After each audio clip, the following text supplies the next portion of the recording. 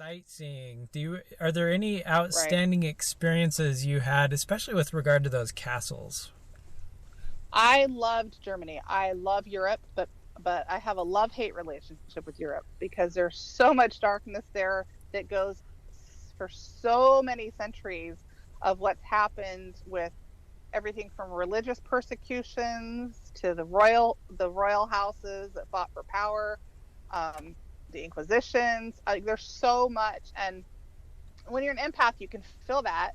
And I don't know if most people know, like we feel this energy around us, but when you live in a more ancient part of the world, like, so Europe has more history, quote unquote, than like the Americas, as far as the buildings and the governments and right, that kind of stuff, the family lines. And so I would feel that. And when we would sightsee, in Switzerland or Austria or all over Germany, we went all over Germany and went to a lot of castles. I would have these past, I would see the past. And I would, like, when I remember more than once being in the king's quarters of different castles, and I could like see the king in his bed, gluttonous, drunk, and sometimes like I'd see him, raping someone or having an affair with his mistress or whatever. Um, and if I went into like the the cathedrals and stuff, I could see the choir boys singing and things like that. The eunuchs, like, my heart just hurt terribly when I'd go into these places because the energy was still there, the history was still there, and many of the spirits that used to live in those places still hang out there. They're lost souls that haven't gone to the light yet, and they'll just hang out at where they used to live, or where they used to drink their cup of coffee, or where they used to get their beer, and they congregate and they can't go to the light because they just don't, they can't find it, they haven't had the faith to go to the light, they don't feel worthy, whatever. There's all these, So how old were you about this time you were in Europe?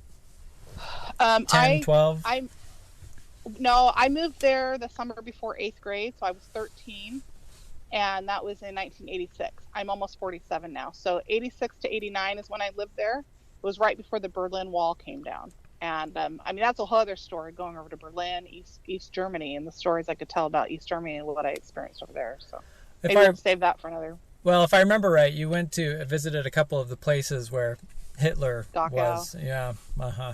I went to Eagle's Nest, Dachau. Oh, yeah. And Dachau about did me in because in one of my past lives, I died in a concentration camp.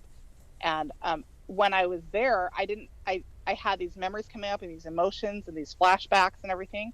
But at the age of 15, I didn't I didn't understand like what was happening to my body when this energy was coming up. I just knew, like, I've been here. Some of the faces on some of the um, places that I went, I recognized. And at that time, I thought I must have been a ministering angel or something because I know these people. I feel this energy. I've, I've been in a shower like this.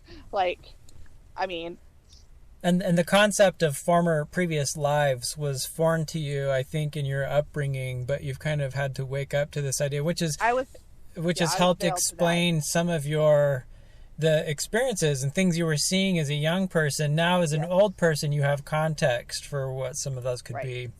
right. Because the light side, God reveals stuff to us line upon line, precept upon precept, when we're ready to understand what's happening in the eternities to us. Because we don't want, um, he doesn't want to freak us out. He wants to help us ascend, and he wants to help us.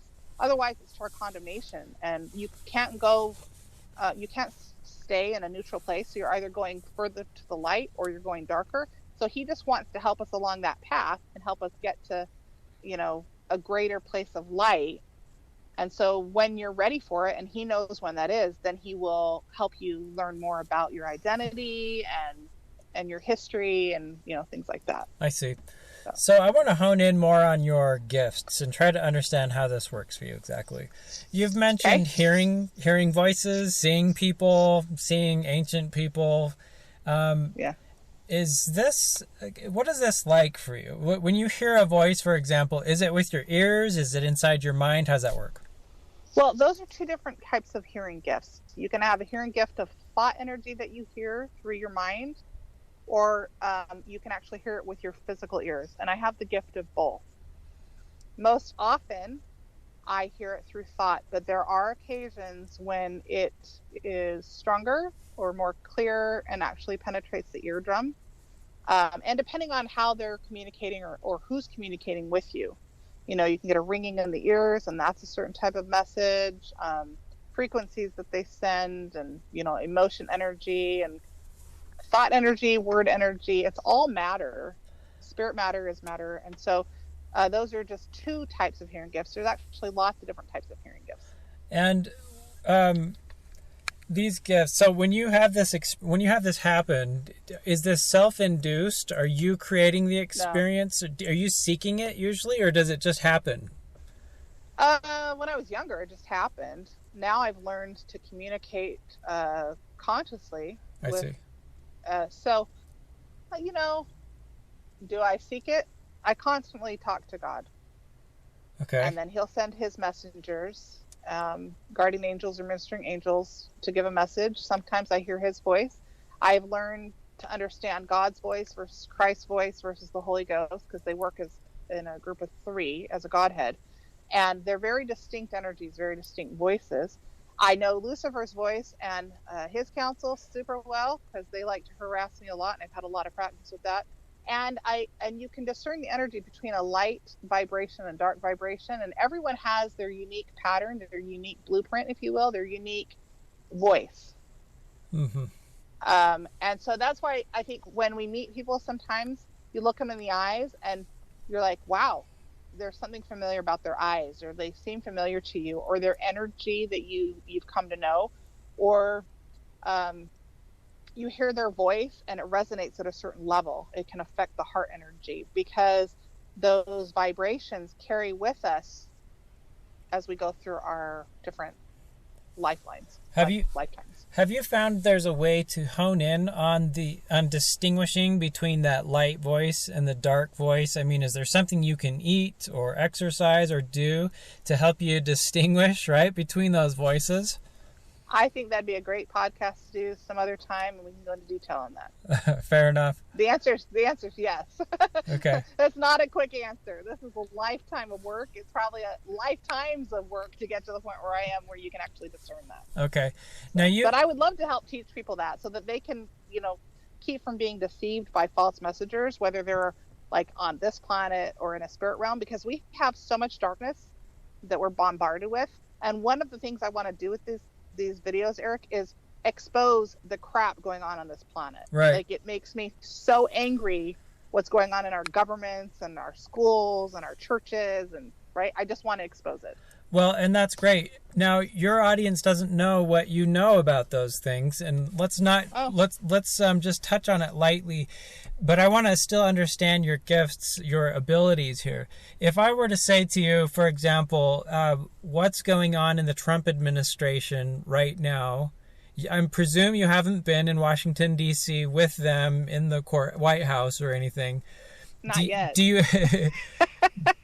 you have the ability to zoom in there telepathically right now and understand what the president's thinking, for example?